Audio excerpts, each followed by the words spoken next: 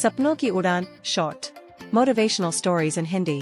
इस कहानी में हम एक छोटे से गांव की बच्ची की कहानी सुनते हैं जो अपने सपनों को पूरा करने के लिए कठिनाइयों का सामना करती है। एक छोटे से गांव में लक्ष्मी नाम की एक बच्ची रहती थी। वह बहुत ही संवेदनशील और सपनों की दुनिया में खोई रहने वाली थी।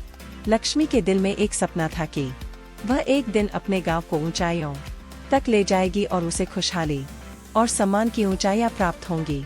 लक्ष्मी के पास गरीबी के कारण कई कठिनाइयां थीं। उसके परिवार को रोजगार की कमी थी और उन्हें बुनियादी आवश्यकताओं को पूरा करने के लिए संघर्ष करना पड़ता था। लेकिन लक्ष्मी नहीं हारी।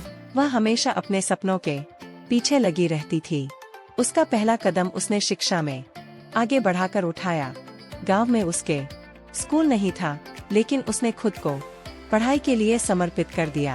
वह दूसरे गांव जाती और पढ़ाई के लिए पूरी मेहनत करती। संघर्ष और कठिनाइयों के बावजूद वह अपने लक्ष्य की ओर बढ़ रही थी।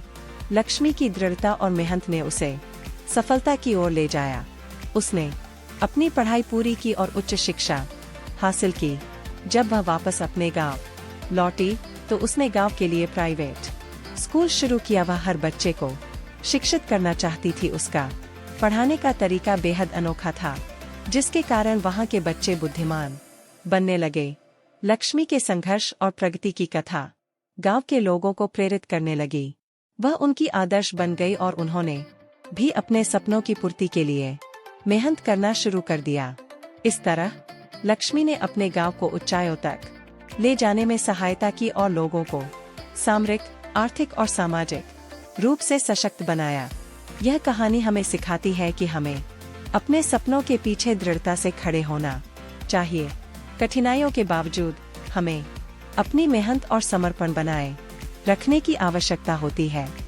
जब हम अपने सपनों के प्रति विश्वास रखते हैं और मेहनत करते हैं, तो हम आपातकाल में भी सफलता की ओर बढ़ सकते हैं।